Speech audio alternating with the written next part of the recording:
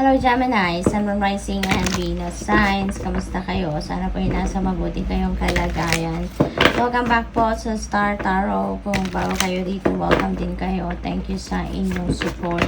I truly appreciate it. God bless you all. Tingnan natin ang mga mensahe ni Gemini.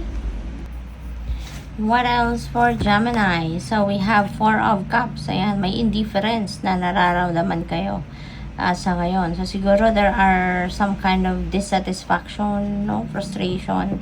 Siguro kayong nararamdaman kaya parang wala kayong gana, parang wala kayong amor, no, sa mundo, walang amor sa mga bagay-bagay na nangyayari sa paligid ninyo sa ngayon.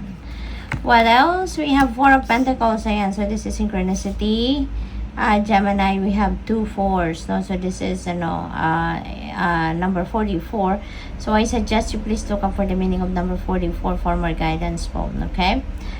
So siguro pagdating naman sa pera, no, wala kayong sa focus, wala kayong disiplina, or kulang kayo sa financial discipline sa ngayon. So siguro kailangan ninyo ngayon na mag-isip-isip and take control of your money. Now there is an important calling para sa inyo that you need to take control of your money at this time.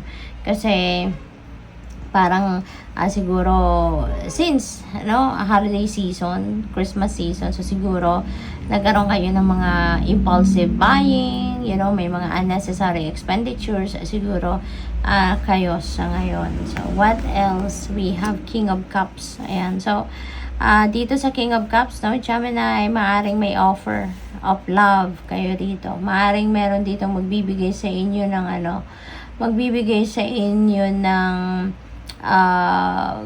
may offer ng pag-ibig, pagmamahal, meron mag-o-offer sa inyo rito ng siguro apology rin, no? Kung meron mga nakakaroon ng hindi magandang, may nagawang hindi masyado maganda sa inyo in the past, siguro ngayon there is an apology, no, coming from those people.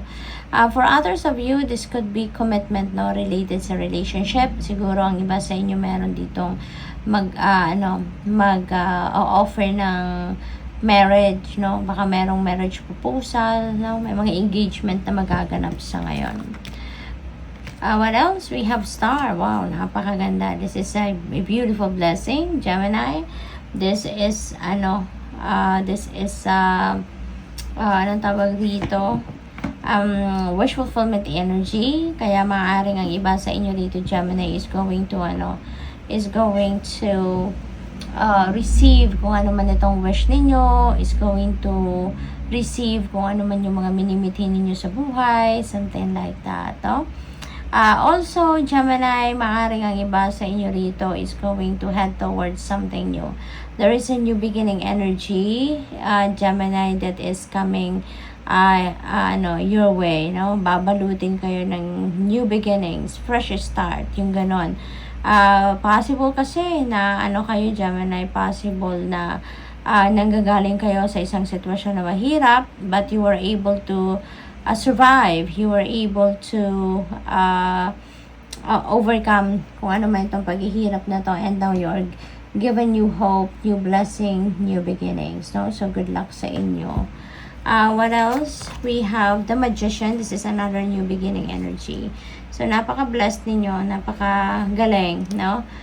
Kasi sa ngayon makakalagpas na din kayo doon sa sitwasyon na nagpo-procrastinate kayo, nag-hesitate, yung ganon. Pero ngayon, you were able to surpass that, no? Magkakaroon kayo ngayon ng drive, ng determination, and clear direction of where you're heading and what you are going to focus on and look into sa ngayon. So, mawawala na yung pamamaya-maya na or yung kaba. Sa ngayon, you're really going to get on your feet and take action and make things happen, no? So maglalakas ng loob na kayo sa ngayon.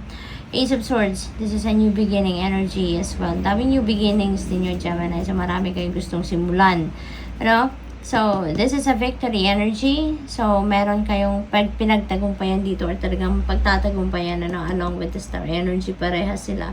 Meron kayong malalagpasan dito na difficult situation. And this is going to give you an opportunity, no, to start fresh, no, sa buhay ninyo kung ano man ang sitwasyon na ito. What else? We have the world. Wow, this is another new beginning energy. Kasi si world energy is ending and beginning. So, meron dito mga maa-accomplish kayo. This is a time for success. This is a time for completion. This is a time for achievements. Yung ganon. So, this is really beautiful, Gemini. Kasi magkakaroon kayo ngayon ng pagtatagumpay, no, sa inyong mga pinagtrabahuan, pinagsisikapan. Sa ngayon, finally, you're going to claim your success, no, sa kung ano man ang mga pinagsikapan at pinagtatrabahuan ninyo rito. So, this is a time for success. This is a time for celebration and to be grateful, no?